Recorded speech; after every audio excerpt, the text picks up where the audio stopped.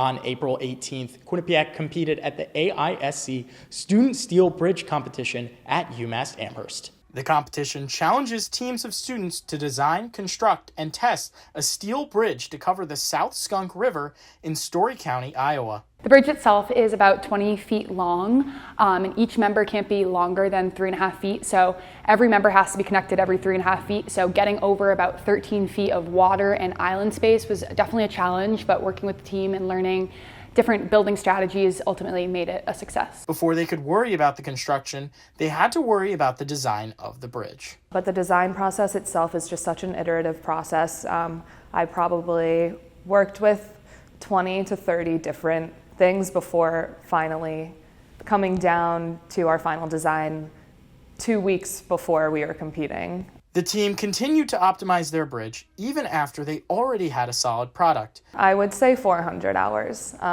Many long nights sitting in the computer lab, because again, the design process is just putting things into the computer, running the program, seeing if it works. If it doesn't, oh well. If it does, can I make it better, and how can I do that? And there's just a bunch of different things that I was trying throughout the entire year, from August to really March. Then, after all the designing, the team worked to construct the bridge from scratch once they got to the competition site at UMass Amherst.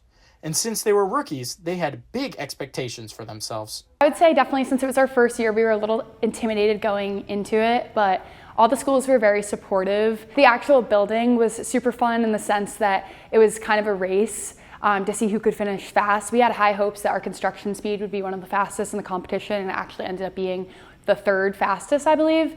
So that was really exciting to see it all come together at the end, and it was definitely a celebratory moment for all of us. The team will continue to prepare for next year's competition, diligently awaiting the rules to be announced next September. Reporting from the CCE Fabrication Lab for Q30 News, I'm Jack Bergman.